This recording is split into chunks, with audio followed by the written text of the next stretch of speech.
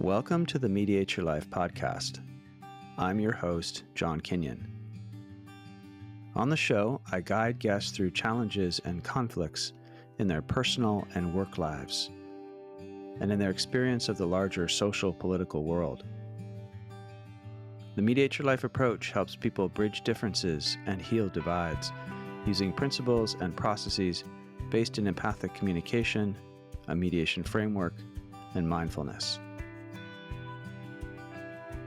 Each conversation is a forum for learning and healing, not only for the guests, but also for the podcast listeners.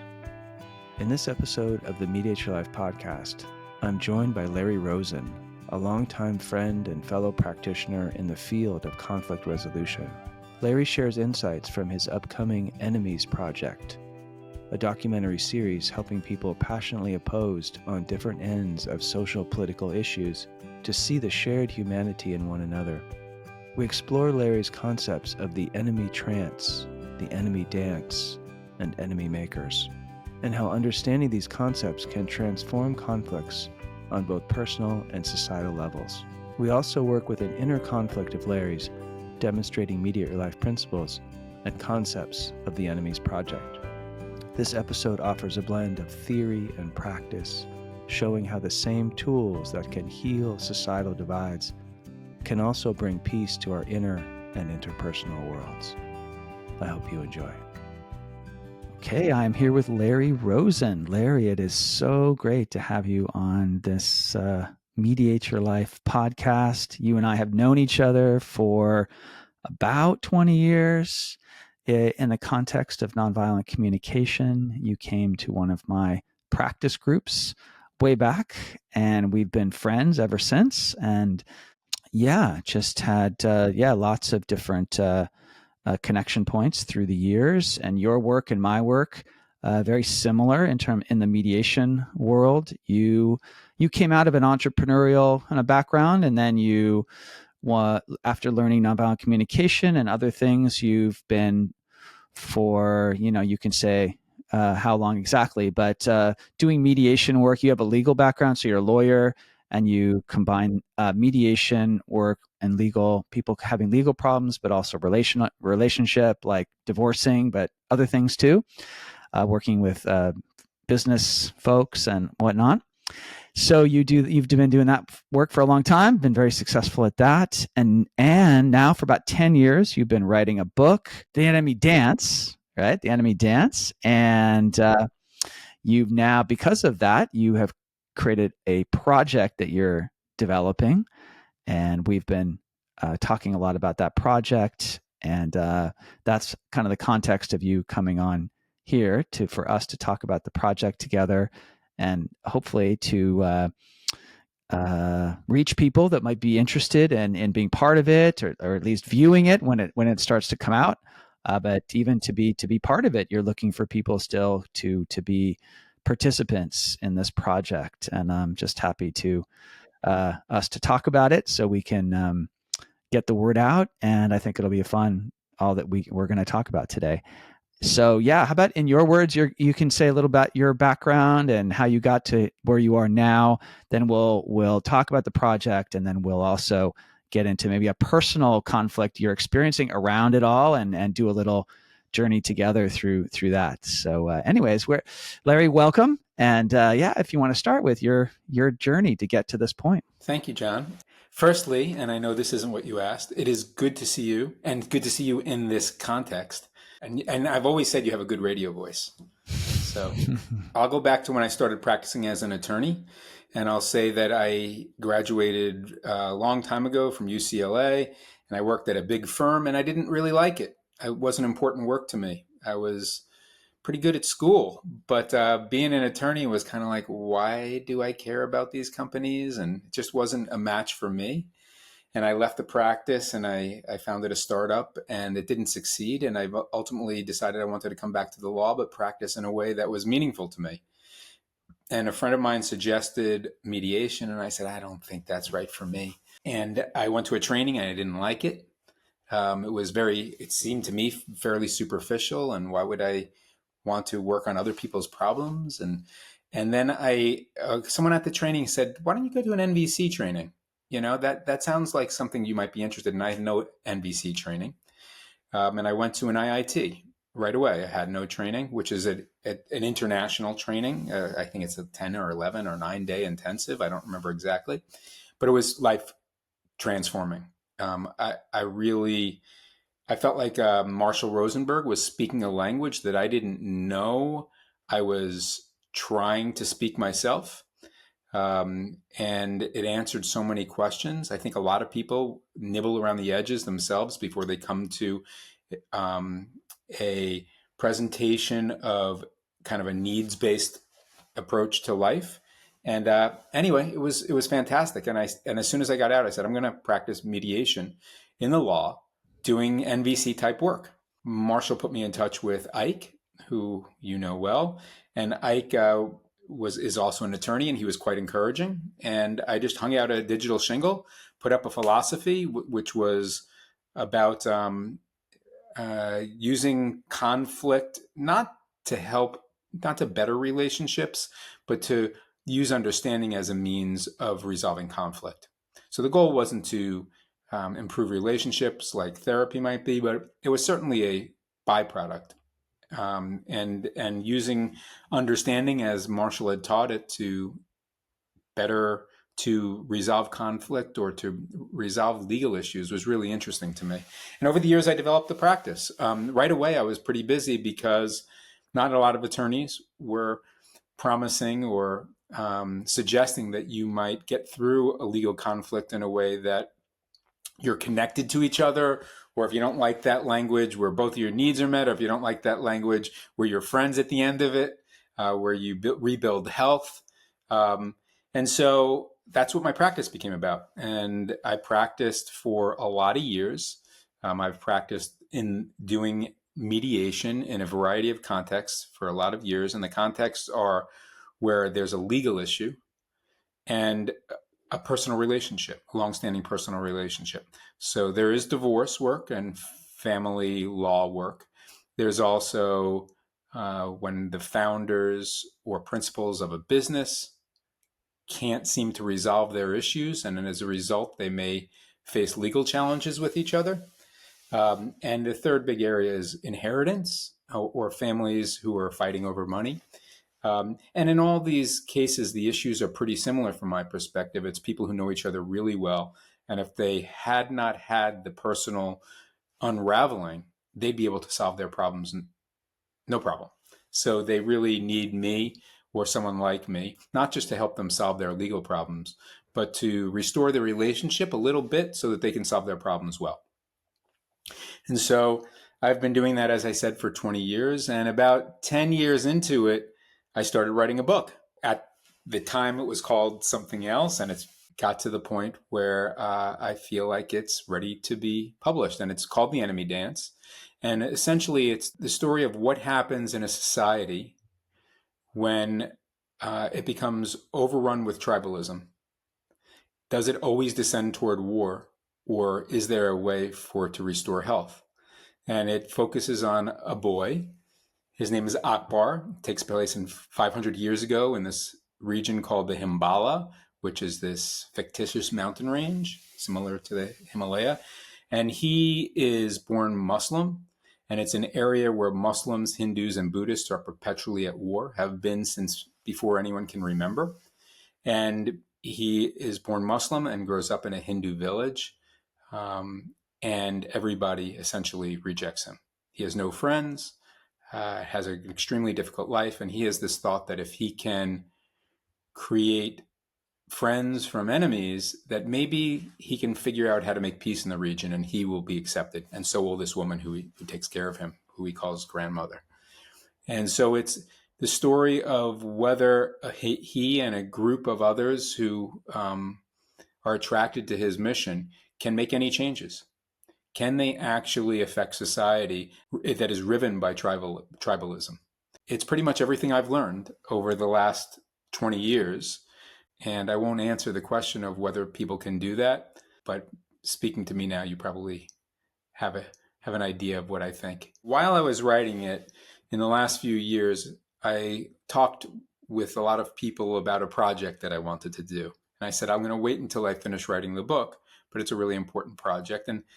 And one of the reasons I finished writing the book is because I wanted to move on to this project. And it's called The Enemies Project.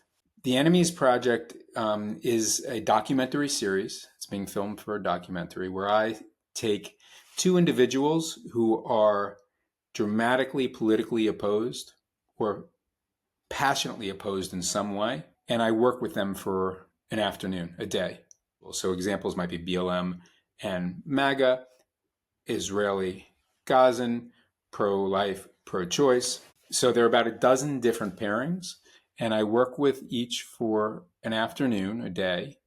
And the goal isn't to have a political debate, which is no surprise on your program. The goal is to understand each other deeply. And the conversation stops when both sides conclude, I've been completely understood by you. You completely get me. And the conversation continues until that time. The goal is to bring these people together in some way, these people who are on the show, but more so it's for the audience. So hoping that it'll have a large viewing audience. And the goal is for the audience who identify strongly with these people's positions can see their side, hear their side, be absorbed fully by the other side. And in doing that, when they are heard, generally what happens is the other side, the people who are watching, who associate with them, feel like they're being heard. And when someone hears you deeply, where they totally get you, you usually don't see them as a threat anymore, or at least not for that moment. And you can hear them also. My goal is to cut down on the degree to which both sides see each other as an existential threat. Because when side A sees the other side B as an existential threat, side A is willing to do anything to defeat them. We would all probably do anything to kill Hitler or to kill the devil or whatever your metaphor is. And so both sides are willing to do that because they really think that the other side means the end of the world. And my goal is for the people who are watching to conclude that, you know what, the other side really isn't the end of the world. They're actually people. I didn't really get that. For it to be thousands of people, hundreds of thousands, millions of people, and that this has an impact on the degree to which we support extreme positions in society and go to war with members of our society. So that's my summary, bringing it up to today. Yeah. Well, I liked hearing the whole summary unfold like that. You and I have had many conversations that I really enjoyed how you wove that all together. You did a TED Talk a while back, which I think has had a good number of views, and your articulation of kind of the dynamics of understanding that you have come to through nonviolent communication and other things. And then writing the book and the work you've done in mediation, and now this project. Is there anything more you'd say about what you've come to understand about how it works? And I know you like the philosophy of things, and sometimes you worry that you'll lose other people in the philosophy. But at whatever level you think would be helpful for this conversation, the people listening, how does this process work of understanding each other and releasing enemy images? Yeah. So I'm going to introduce three concepts: what I call the enemy trance, the enemy dance, and enemy makers. So the enemy trance is a state of mind that every human being is capable of entering. Before we're in the enemy trance, you and I are understanding each other. And the way we understand each other is that you see my face, you have natural amount of empathy for me, you get what I'm talking about, and you care. It doesn't take any processing on your part. You don't need to understand needs. You don't have to have a language around it. You just feel what I feel and you get it. That's empathy, and that's one way we understand other people. We also understand people with theories. So there's kind of this empathy model, and there's this theory model that operates in the brain. And the theory model is, you know people like me, you've met people like me, you've seen people like me, you have stereotypes of people like me. Maybe you even know me personally and you have thoughts about me. You know people who are, I'm Jewish, you know people who are Jewish, you know people who are lawyers, you know people, I'm pretty short, you know people who are short. Whatever your thoughts are on these people, you have these ideas. Your empathic understanding of me and your stereotypes inform how you understand me. And they help each other, these two sides. But what happens when you're threatened? So now I threaten you in some way. You believe I'm a threat. Maybe my country has attacked your country.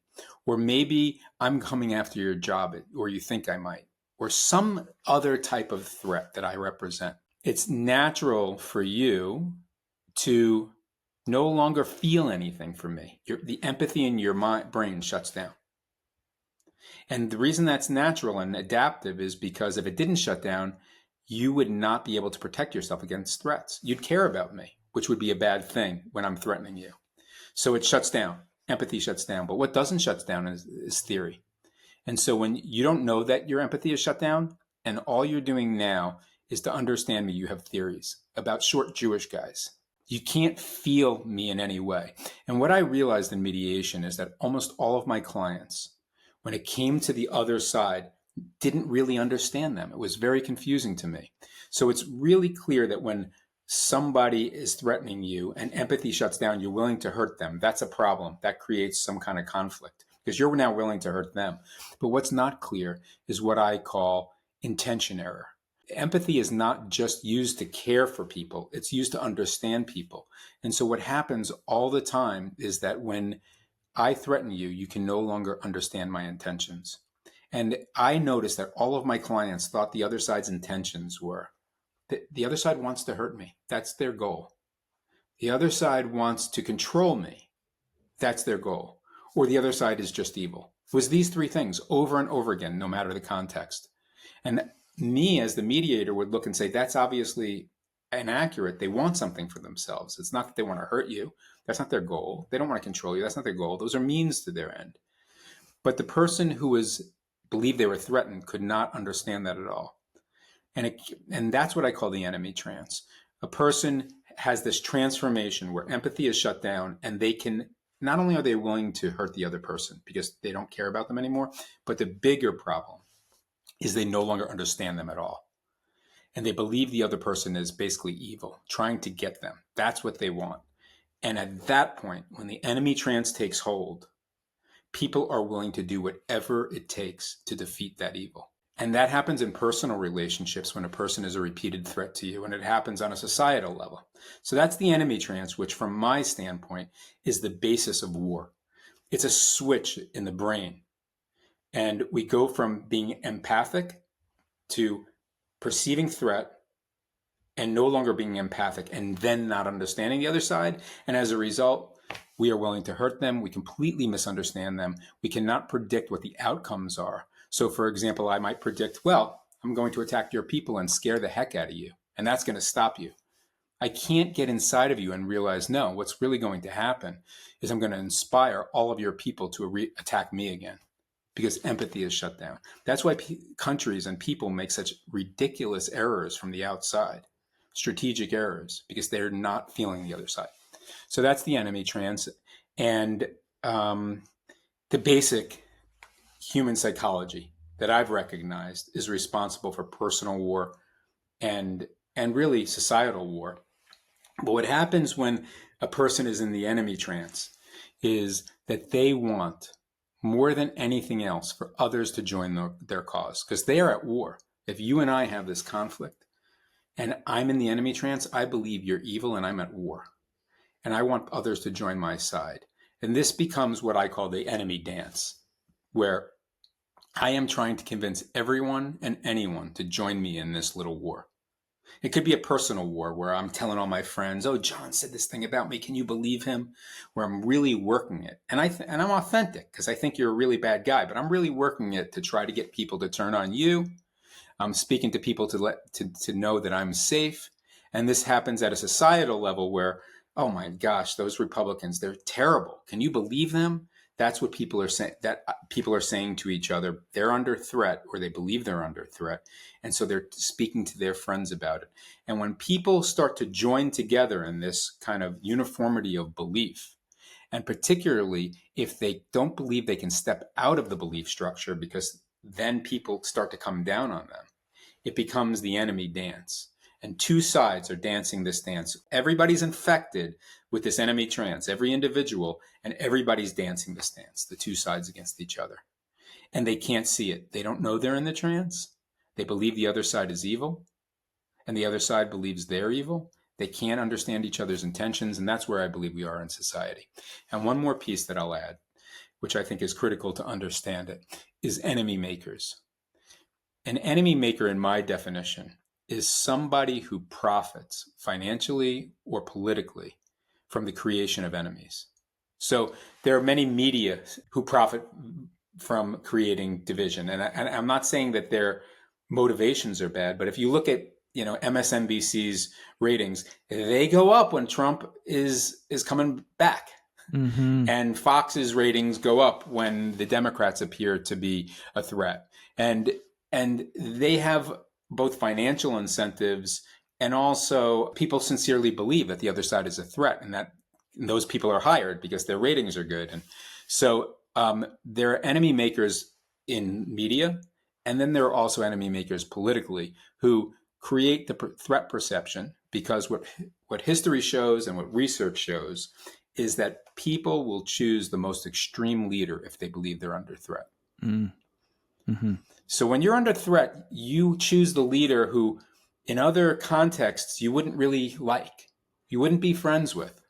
You wouldn't have them at your dinner table. But you believe they'll do what's necessary to defeat the other side. And so leaders, particularly those who want to lead autocratically, find in themselves either a motivation to create threat perception or a true belief, that the other side is evil. But whatever it is, they drive people to believe that the other side is evil, which does two things. They use a lot of moral language, that they're bad, they're vermin, they're whatever. And it drives people to their side who buy the message that the other side is evil. And on the other side, it drives people away from them. It creates the divide. And they have an incentive to do this because that's how they climb to power. And one last thing I'll add. So there's the enemy trance, which builds into the enemy dance, and there are enemy makers who take advantage of this dynamic, who create the enemy trance and want to spread it into the enemy dance. That is their entire mission. And then there's one more thing, which is that moral judgments, the language of moral judgments, like you're evil, you're bad, this is very, very powerful. I know Marshall Rosenberg used to say that moral judgments, like babies don't think in these terms and it's not natural to human beings. Marshall was brilliant. On this point, I disagree with him. Moral language is natural to human beings, and it's basically war language. So when someone threatens me, my mind immediately thinks in terms of you're bad, you're evil, and I'm going to spread that message. Moral language is the way that people would join together when we lived in groups. So we spread rumors about other people. Essentially, we say they're bad, which means a threat to the well-being of the group. Mm-hmm. And what happens is if you're on the wrong side of that moral judgment, it means you're going to be ejected from the group. And that's why when someone calls you selfish, when someone calls you these words that are just words, it feels so incredibly threatening, and you feel like you have to talk to everyone you know to shore up support for yourself, to make sure that you're safe. Because moral language is like a knife at the neck. It is the most threatening thing. I've had clients who've threatened to kill each other, and the other person was like, oh, you're not going to kill me. But as soon as they called them selfish or a bad parent, they were screaming. They were charging at each other. Mm. Moral language is an enormous natural threat to people. So we use moral language politically to get our people to join our side. Both sides do that.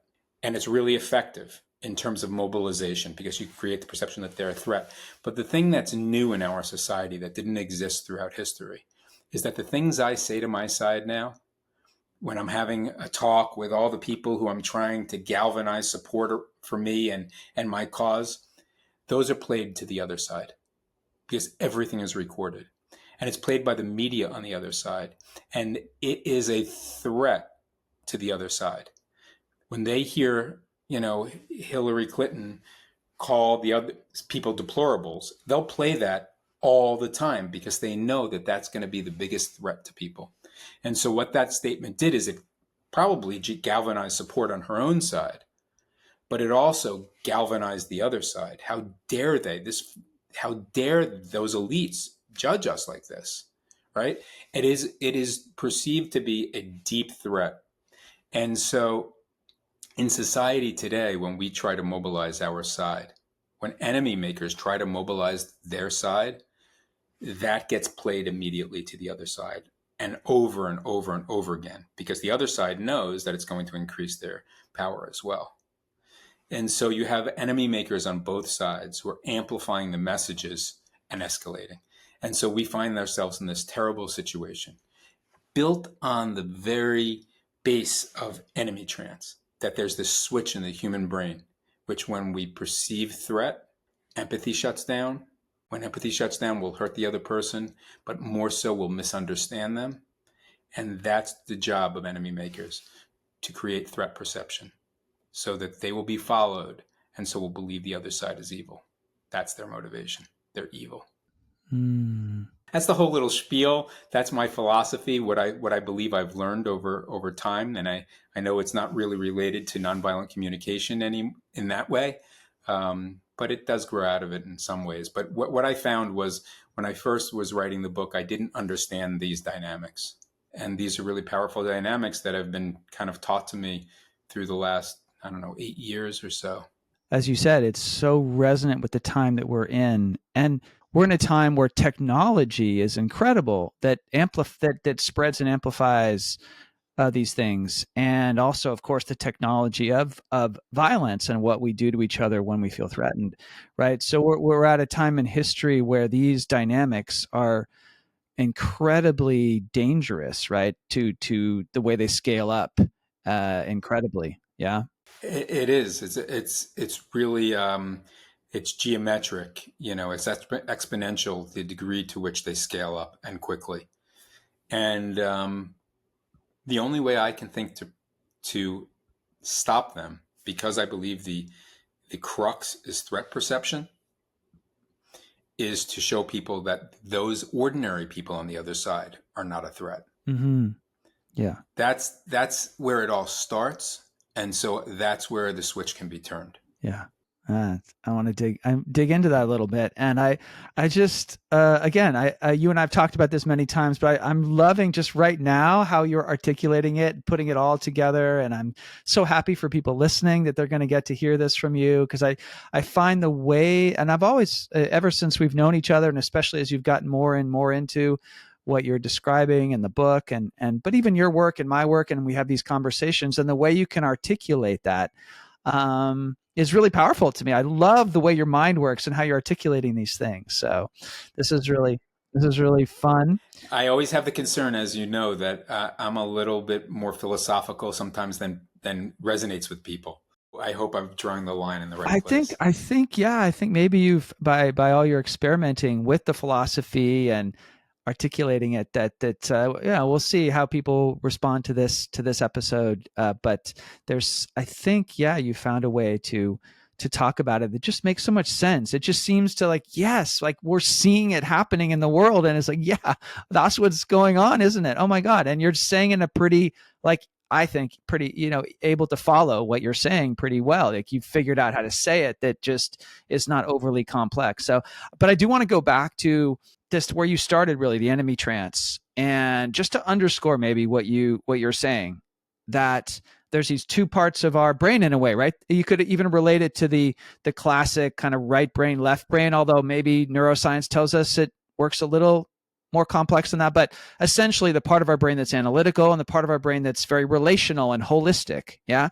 And also that's very feeling oriented. So when you talk about empathy, you're not just talking about an intellectual understanding. You're talking about feeling each other at almost like an unconscious level. We just feel one another, and we feel our human connectedness.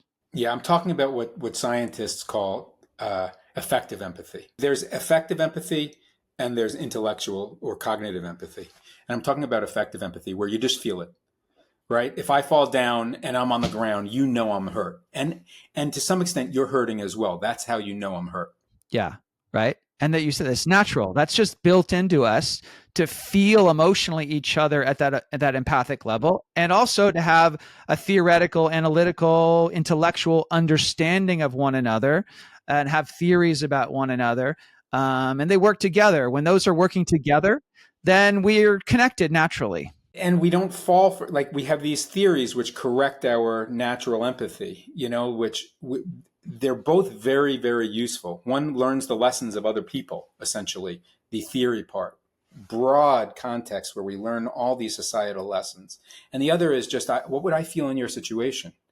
And so if I fell down and you saw me, you would immediately feel some pain and say, Larry, are you okay? You wouldn't have to think about it. But if I was an enemy of yours, you might not feel what I'm feeling. You might think he's faking. Yeah. Oh my God. How's he trying to manipulate me? Yeah, exactly. Those people are always doing that. I'm going to come near him and he's going to grab my wallet, or he's going to hit me in the face. Yeah. Yeah. And that's because you can't feel me anymore. Right. To correct. You can't correct the false theories anymore. Exactly. You can't correct the false theories. There's nothing, and you don't even know that it's shut down. Yeah. You're just like, that guy, look at these, always manipulating everybody. Dad, why aren't you paying attention to that guy in the street? Because he's always manipulating people. Forget him. Yeah. So there's no kind of warning light on the dashboard that says, empathy going offline. We don't know that. No, it's adaptive. You have to do that in order to take care of yourself in a dangerous situation. Right. Right. The problem is that it marches you toward war, because you're now going to misunderstand this person deeply. And once you misunderstand them and judge them, and they hear that judgment, you've now created a threat to them. And it's just boom, you're both going to be in the trance. Right. Get into the dance that amplifies it. It's such an adaptive response, right? If we are truly under threat, we don't want to empathize to the degree that we won't take care of ourselves, that we'll just stay open and vulnerable, and right. Anybody that did that in the past, in our ancestry, they're gone. They're gone. They didn't make it. Right. Yeah. But now, like, with how to correct for that, where, if we're truly in danger, at risk, we can take care of ourselves, but then how to know that empathy's been shut down and to re-engage empathy in a safe way, right? When we know we're safe, and most of the time we don't have to go to war. We don't have to fight to survive. We just need to understand each other and what's going on and how to resolve a conflict that we're having about something, right? A way this is really useful, John, is it's very hard to identify in ourselves, right? No one believes it. I'm not in a trance. I see things correctly, okay? But I do believe that they're in a trance, that they're not getting me correctly. Right. And what's really effective, I've found with clients, is to help them understand that the person who they're in deep conflict with cannot understand them. It's beyond their control. And that generates some sympathy or something, that caring for the other person. It's beyond their control. The part of their brain that could understand you is offline. And the only way you can get it back online for them is to care for them, to show them that you're not a threat. So it's not that I'm in the trance, it's they're in the trance. And if I want to do something about that, if I want to cure their disease, which is affecting me, where they're totally misperceiving me and attacking me all the time, there's something I can do about it. But no one will believe that they're in the trance. Right. So it doesn't work to try to convince someone that they're in the trance, but maybe... What are you talking about? That's a threat in itself. Like, what do you think? That I don't You're know criticizing me. You're telling me I'm in a trance. No, what about what they're doing, right? So that doesn't work. But maybe there is an opening to go, oh, they're in a trance, obviously, because they can't see me. They don't understand that I'm a good guy. That's right. Can't they? Well, how can they not understand that? Oh, they're diseased. They're in a trance. Yeah, they're in a trance. Like they're literally, that part of their brain is shut down. Oh, so there can be an opening for that. That can and then a little bit of compassion can sort of come in through that door. They're calling you selfish because they literally cannot understand your intentions.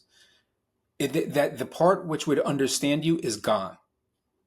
Do you understand that? That you can say it a million times what you're saying, and they will not believe your intentions unless we do something different. Yeah, right. Because by telling, if I'm the one who's thinking that about somebody, right, you're giving me some empathy for like the way they see me that seems so unfair and so unjust and so untrue. Like, how could they not see that I actually have good intentions here? I'm not a terrible, but that they can't, So you're giving me that empathy, and you're helping me kind of see them in a little bit more compassionate light of someone that's in a trance, right? Yeah, both of those. Yeah. And there's another piece of this that you and I've talked about some, and I've learned a lot from you on this piece. It's really impacted my work and my understanding a lot through our conversations. Is the understanding of this, and that if I can give the other person some understanding, that will help bring their empathy back online. The way to resolve this, how to shift this dynamic, is if I can give the other person some understanding for what they're experiencing, but that understanding lets you feel like I care for you, like I'm not a threat to you.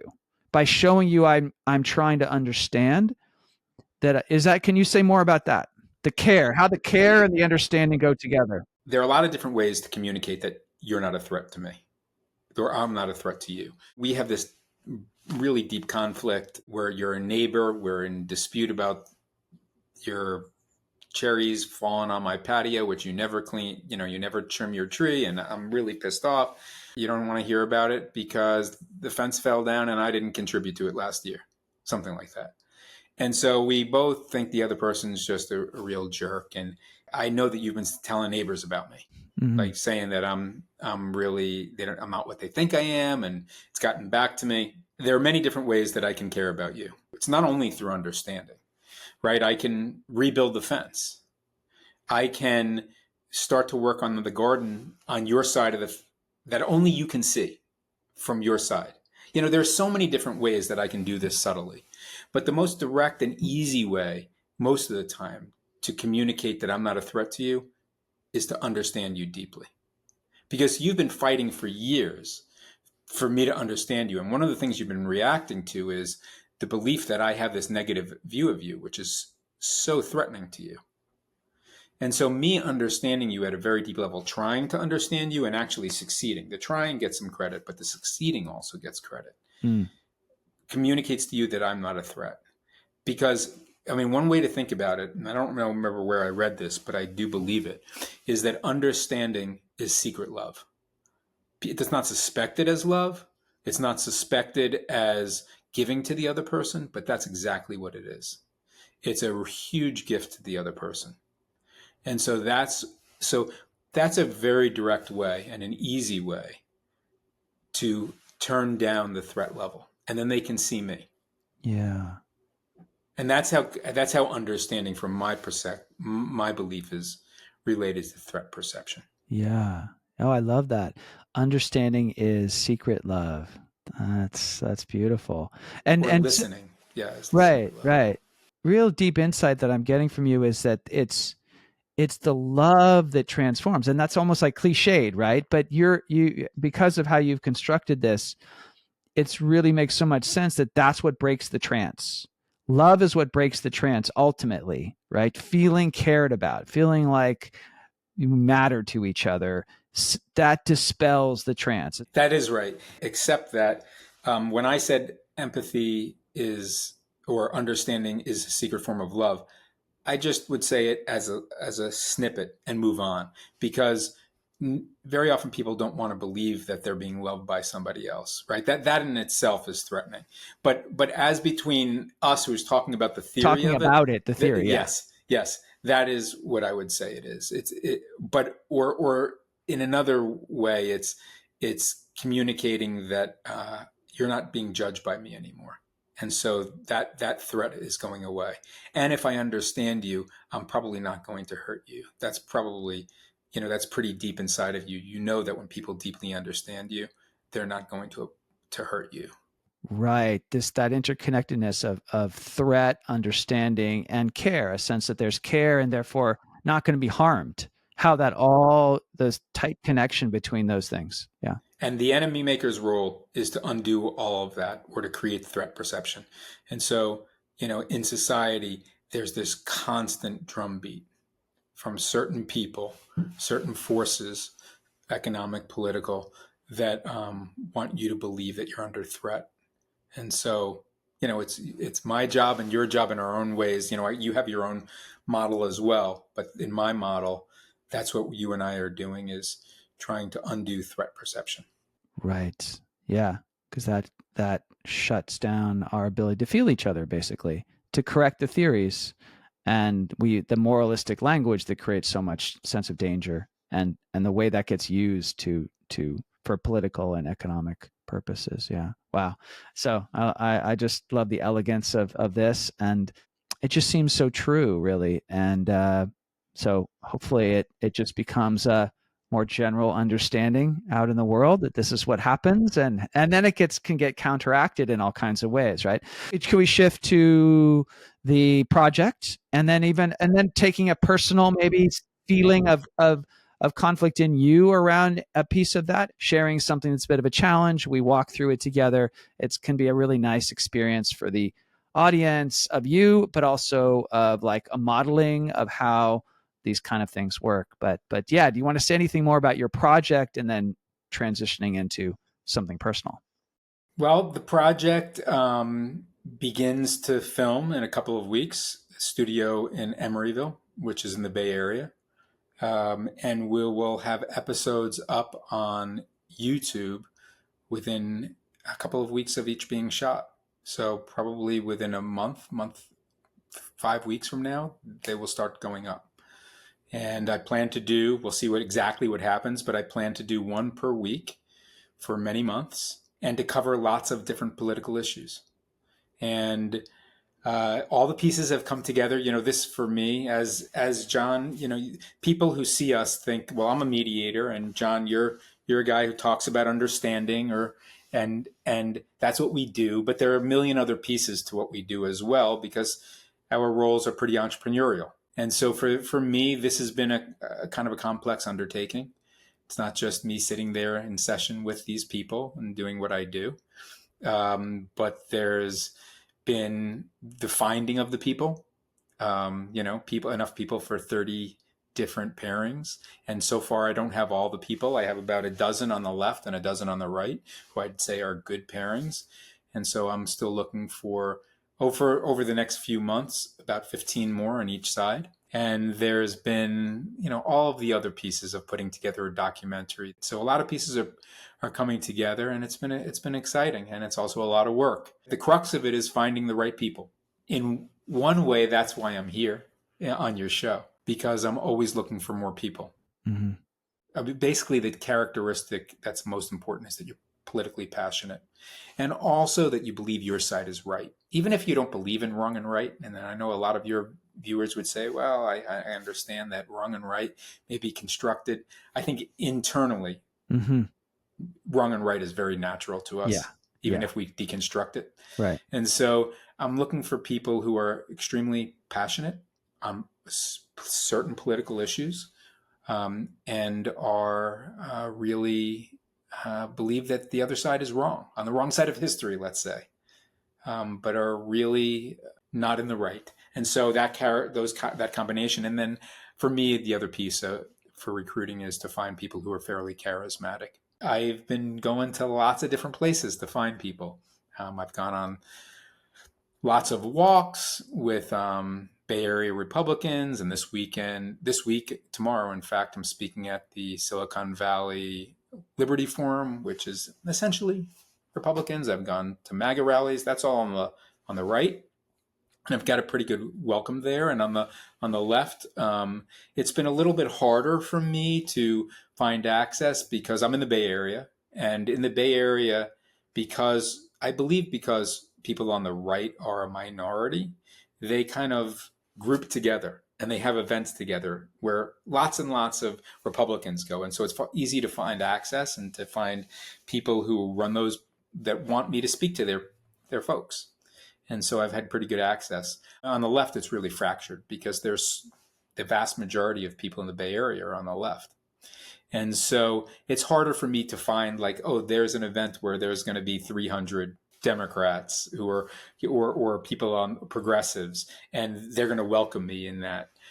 So it's been a little bit harder, and so what I've been doing is just going to coffee shops and just telling people about the project and seeing who might be interested and speaking to people who work at Trader Joe's, and yes, going to events on the left as well. But it's been a lot of work. It's been really educational for me, tremendously educational, because for each person who I think is a prospective participant, I interview them for an hour and a half or 2 hours about their views, why they view what they view, their history, their passions, and really get to know them. And it's been fascinating, really understanding both the right and the left, what's motivating them. And at times, it's a little bit of a teaser.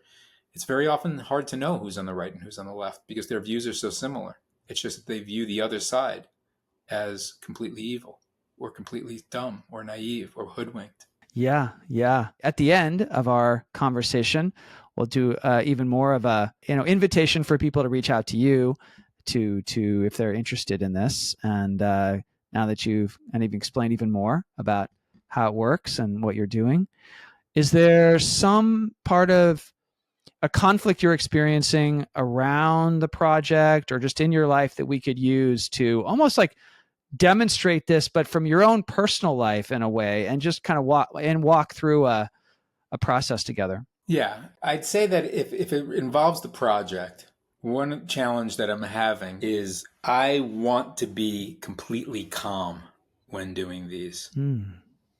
Okay. I need to be calm. I need to be settled in myself. I need to be connected to my mission. Yeah. And doing all that I'm doing with the project, I have a lot of activity in my brain, essentially. And I feel some level of angst about getting stuff done. And it worries me that I won't connect to people in a way that's going to be extremely helpful for the show. So I'm also hearing, Larry, that when you're with people, you want to be really present. You want to be in a really centered, kind of internally calm place. And there's just so many moving parts to this project, and pressures and tensions and difficulties and challenges around getting people and getting the right people and having people say yes to this. And so this need to be at your best, kind of in a calm, centered place. Is that right? Yeah, pretty much. I can't have an agenda when I'm speaking with people in order to be effective. I can't want to be making a good show. I can't want to be having a big impact. Like, none of that can be in my mind when I'm working with two people. I've got to be completely present to them. If the conversation fails, it fails. I'm not directing it. I'm not responsible for it. I'm just completely present to them. That's what makes an effective mediation for me. Yeah. And so, working as much as I am on this particular project, I find myself being more agenda driven in the creation of this thing than I believe will be healthy in the sessions. And part of it is because, it's an entrepreneurial venture. I got to do so much myself. But it concerns me that I won't be in the mental state that's really helpful for the participants. And also that I won't get out of it what is healthy for me. I don't want to be agenda driven. I know that you need to be somewhat to get things done in the world. But my personal objectives for myself are to be without expectations, to live life now and beautifully. And those are in conflict to a great extent. And so I feel that tension in me. Even though I haven't done these sessions, I'm starting them in 2 weeks. I already know that this is going on for me and that I need a way to find calm. So in some ways, this is the focus that becomes an internal mediation. The part of you that does have an agenda. This is an entrepreneurial project, and you have outcomes in mind, you're trying to achieve goals, and that's part of the reality of it. And then there's another part of you that wants to just be very, when you're with people that are, participants, you want to be fully in the moment, fully present, not thinking about the outcome and in any way steering things with an agenda. So you want to be just fully present without an agenda. In part because I believe that's what makes it successful. Mm. So you got to be without an agenda to have this agenda be successful. Yeah. That's The part of it. paradox of But that. that is a paradox. And then part of it is because I don't want to be that person who is highly directive internally. I don't want to feel that. I want to just enjoy these people, be friends with these people. I want to enjoy these moments. A while ago, I think I created this startup and I raised some money, and I loved a lot of pieces of it. But one of the things that was a problem for me in retrospect is that I didn't allow myself to fully enjoy, like to fully be present, because I was so driven for it to succeed. Mm-hmm. And I don't want to repeat that. And it's not how my life has been in the last 15 years. It's been more about really feeling the moments and feeling the people around me. But in the last 15 years, I've had a very structured life where I see individual clients, and it hasn't had this kind of chaos. And so I just don't want this opportunity to be with these people and to make these connections, really enjoy them, to pass. Yeah. So in addition to just like wanting to be effective in the moment by being present and really, really there with people in a way that will be effective, you want to enjoy, you want to enjoy the connection with people and what you're doing. These people as individuals, you want to fully, deeply enjoy that. Yeah. And you're thinking that will contribute to things going well, but also just for yourself. You want to be in that enjoyment space for you also. Yeah, I totally want to be in that space. Like I want to be in that space always. Like not that I always want like I'm always wanting that in the moment, but if I can in this moment I say that would be my goal for myself, to always be there, just to really enjoy, to enjoy people, and if things don't work out, so be it. Yeah. So there's that part of you. And then there is the part of you that wants, that kind of needs to be thinking about outcome and logistics and how it's all going to come together and the goals you have, right? So how to make peace in a way with make peace with those two parts of you. And because it can seem like they're antagonistic to one another. Yeah. So can we go back to even more empathy for the part of you that does feel the need to be outcome focused? What is that? If you give empathy to that part of you, what does that sound like? That part really wants to make a change in the world. Yeah. Wants the world to be a safer place. Not just principally a safer place, like where there's not as much likelihood of war. Mm-hmm. And that's the worst outcome, but also a more productive place where we can work together to solve huge societal problems. And there are many. Whether you're on the right or the left, you believe there are many. So that side is trying to do something about that. That's the positive part of that side. There's the negative side is that, and I'm not sure why I consider this negative, but whatever I do, I want it to be successful. I don't see that in the most positive vein. To empathize with that part, I'd have to probably expose a lot of myself.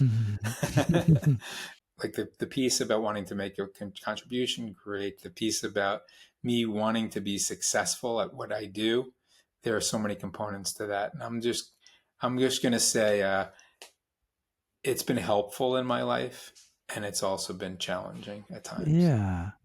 Yeah. So the positive part of this, of the side of you that wants to be successful is about contribution, right? And that really touched me. I suddenly dropped into that, hearing you, that, not wanting the world to go into more and more war and violence and tremendous suffering. And who knows what could happen if this polarization continues and worsens and we don't know how to get out of it, right? The world looks pretty dystopic that way and catastrophic. And so you want to contribute to that not happening, and for your kids, for everybody. And that's beautiful, right? Wanting that kind of outcome, wanting to be successful for that reason. And then maybe there's some whatever personal, you know, success on a personal level, maybe security, or so there's complexity around it. And yet there are really important needs on that side of you that you feel pretty unequivocally connected to. Yeah, like that part of you really is serving something beautiful of being agenda driven and outcome focused. Yeah. Mm-hmm. Mm-hmm. Yeah. Yeah. So how is it for the part of you that wants to be in the moment to hear that? If you can kind of, flip back and forth between these two parts of you, if you connect to the part of you that wants so much to be present and enjoy the moment, how is that part hearing and feeling about what this other one is saying? He's like, whatever. Whatever, you and getting things done. Like, just like walk barefoot. So that part doesn't love that other part. It's hard for those two sides to reconcile. And I have in my life, found a way to feed both sides, by being not tremendously busy in the past, but doing what I do at a high level, and then having a lot of time to bike and hike and do other things that I really enjoy and be with friends. So I've found kind of a formula that works for me over the years, but I'm outside of the formula. Right, because this project is creating a lot of kind of, as you said, so some chaos and some overwhelming logistics to manage and things like that, right? So you're in a different place with this project, and though these two parts of you are more in conflict now. Yeah. Yeah. So the piece, the part that really loves, like I love mountain biking in the woods. I love being in the woods and challenging myself. And that side is like, who cares about the world, dude? Just enjoy your life. Who knows what's going to happen with the world? Yeah. Yeah. So that from that part of you, those are some of the thoughts. And what are some of the emotions on that side? Is it anger, frustration about this chaos in your life now? It is frustration and worry that I'll give into it. Yeah, that I'll be be sucked in, and not that I don't play a role, but that I'll feel like I don't play a role, and I'll get sucked into this thing like I did before when I started Artmosphere, which is that startup from a while ago. That I'll get sucked in and not find a way to really develop in the way that I like to do as a person, and also just fully feel the texture of stuff. So in some ways, there's like flashbacks to the time and when you had that entrepreneur, the company that you created, right? And you're like, I don't want to go back to that. I don't want that to happen again. Yeah. Yeah, yeah. Yeah. And back to when I was a lawyer working extremely hard. I mean, that's a long time ago, but there was no room for me. I made no room for me. There wasn't, in that profession, at least as a very young lawyer, there is no room for you. The expectations of you are extremely high in terms of the number of hours worked. And so I don't see, like, when I think about it rationally, I don't see that as a huge risk here, because it is more in my control, and because I've made so many relationships through this project already. But so I, but I still think that those experiences inform kind of my fear, kind of the fear of being kind of like dead inside. Yeah. Right. And so Dead I worry inside. about that. Yeah. Dead, chaotic, just not giving life to the, Stressed out, yeah, not enjoying yeah, life. yeah. Right. Okay, so anger and worry about this. Yeah. And how does that show up in your body? What do you right now in your body as you talk about this? What I feel pretty calm right now. okay. Because, you're doing a good job of understanding it all. I'd say, when I feel stress, it's right here. Everything's always right here. It's like in my throat. And Yes. yeah, Yes. Okay. yeah. Okay. Okay. If I could just like open it up and rip it open and just be like, just let it all come in and out, that would be great. I think that we all want some combination of those two sides, Mm. right? The side that is in the world, engaged in making things happen in the world, and making it a better world for other people, and maybe for ourselves also, for our Mm. family. Mm-hmm. We want to do, Mm-hmm. at least I want to do. And then there's the side of me that um, just has learned over time that in doing, there's not as much enjoyment Mm-hmm. as in like just, being in flip flops in the sand. And the irony is, I hate sand. I don't like the beach. But when I have this image of people like walking in flip flops all day long, toes in the sand, like those people get it from my standpoint. And they may not be doing anything in their lives. They may not be accomplishing anything, but they really get life from my standpoint. And I think most of us feel that in whatever like context, that there's this tear, and so that tear exists inside of me, and I've tried to make peace with it, but I want to be that, feel the sand on my feet, even though I hate sand. So maybe it's I like duff. I like redwood duff, and when it's moist, I'd like to feel that on my feet completely. And yeah, that's all of life right there. And then I'm kind of like, but wait, what about the doing part? So Right. anyway, I want both. Yeah. Yeah, just the enjoyment of life itself in the moment and not wanting to lose that just pure enjoying life. Yeah, of being in the moment with life. I can't laugh when I'm stressed, Yeah. and laughing is the best thing in the world. Yeah. Yeah.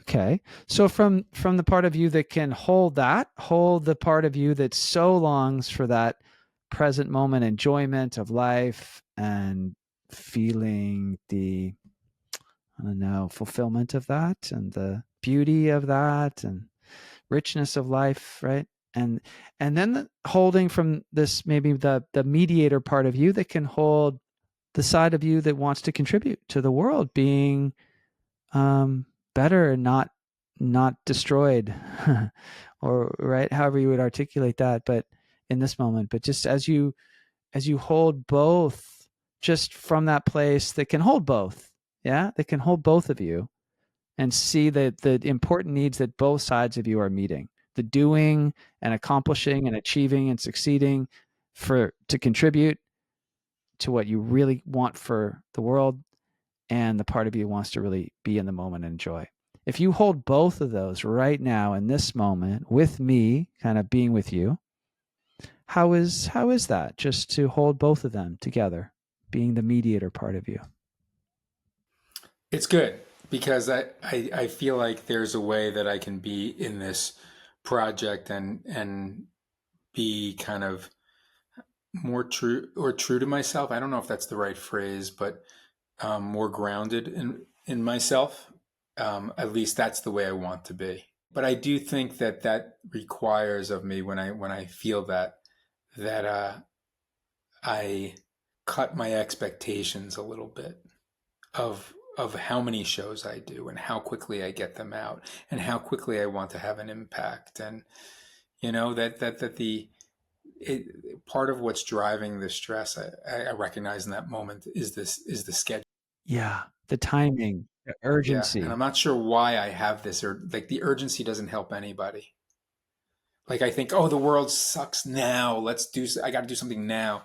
But it's like, what am I going to do now? Like that's really going to have an impact. It's cumulatively over time. And so when I take that view, it's totally different. Mm. Yeah. So it sounds like something came to you, kind of popped in around how to kind of recalibrate when the doing part of you gets kind of overly ramped up and bring just like a coming back to balance. Yeah. Yeah. And thank you for that. It's nice to have somebody help me with these techniques that it really is great. And I see that you're holding both sets of needs at the same time, and then you without resistance, and then you solve the problem Yeah. to some extent. It's with when there's the resistance that you can't solve the problem, and clearly that's the case with between people and also within us. And so that's a really great reminder. I enjoyed that. Yeah. Yeah. Right. Because these parts could have enemy images of each other, just like you were talking about in the larger world, right? And getting to this place of just holding them with both empathy for both, and then they can have a little more empathy for each other and relax the threat response of from each other, right? And then you got this it almost like, was it almost an image like that you could see when that starts to happen and have a sense of how you could shift? Did you get kind of almost like a visual image of it? Yeah. Yeah. Like, okay, so we're not going to start shooting on exactly this date. It's going to be 3 days later. Who cares? Like the whole schedule is made by me anyway. Yeah. Yeah. Okay. Okay, cool. Cool. I love it. I love it. All right. Well, that was a bit of a demonstration, right? That you did with your internal um, parts of you, and applying the same principles and allowing me to accompany you in that, support you with that. And we're talking about very universal things of the being and the doing, right? And that's such a deep philosophical challenge to do both, right? And you just did it in a very personal way as it relates to something you care so deeply about and has such potentially important impact. Is there anything else about what we just did with you personally that you want to tie into the larger framework, or do you feel like it's all there? Or any of us who do this work, you, me, anyone else who does mediation work, we're challenged people just like everybody else. And, um, it, the tear inside of me between being and doing is evidence of that. And I also know that I'll be, triggered during this work as a person who is triggered by one side or the other, or um, more likely triggered by not by their political views, but if I perceive they have negative views of me. And so it's all grist for the mill, as they say. Holographic is the word that came to my mind, right? That where you might experience that judgment or trigger, it could happen in any aspect of this. And just to be mindful of these dynamics, right? And how you can apply them to yourself and how you're navigating these challenges, as well as supporting other people who are coming together to talk about these things. Yeah. I'm very I'm pretty good with conflict, and I don't hold grudges, but I am highly reactive when I think somebody's judging me. Mm-hmm. Naturally. For the reasons that you said, right? I loved how you I articulated that. probably for those reasons. Yeah, it makes so much sense when you say it that way. Like just to that tribal community village sense of like what it means if we get judged, and it can life or death. Yeah, like if I'm driving and there are two cars, we don't know where to go, and I wave the guy, I'm like, go, go, go. And then if the person, I'm really, no problem, no problem, everything's good. And then the person goes to me, like suggesting that I did something wrong, I'll be like, to him, why do I have to do that? Everything was fine. But I'm so quickly responsive to returning a judgment with a judgment. And I recognize it. And I generally don't at this point in my life, but I recognize the inclination to do it really strongly. And I also see that, at times in this project, not a lot, but a little bit, if somebody says, oh, the project's no good for this reason or that reason. I just see the response in me, trying to defend it rather than just hearing them. Yeah, it is no good for that reason.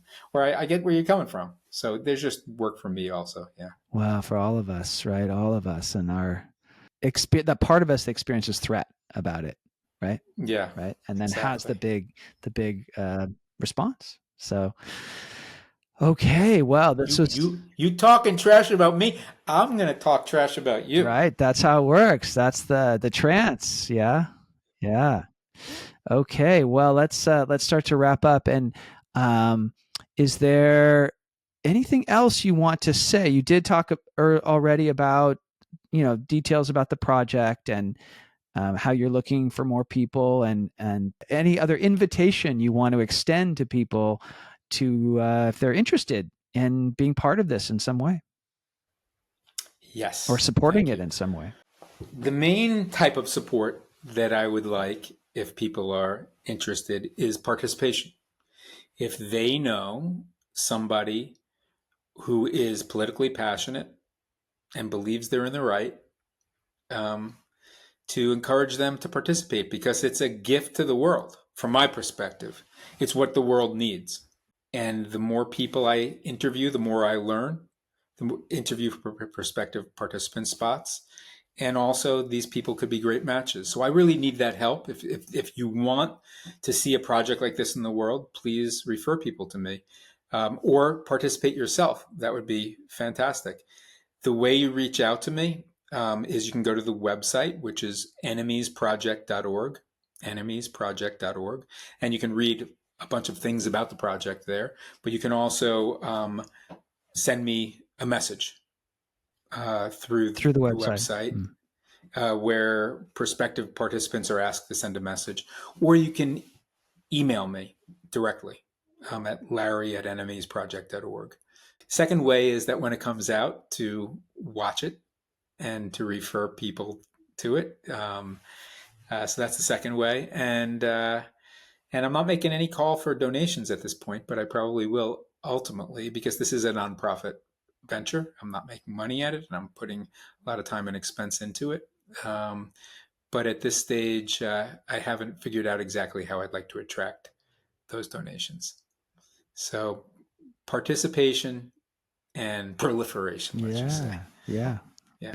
Great. Well, there'll be information in the show notes we'll get from you as well for people to follow up that way. But just thank you so much, Larry. I really enjoyed this conversation in this forum with you, and then doing a little work together.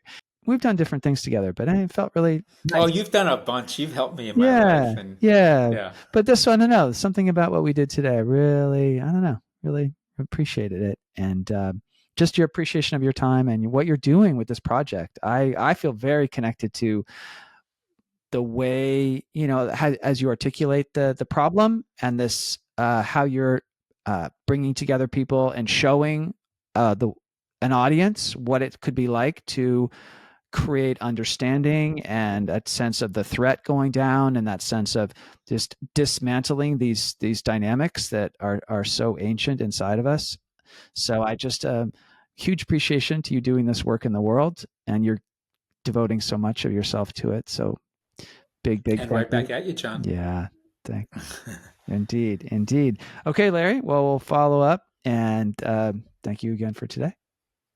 Okay.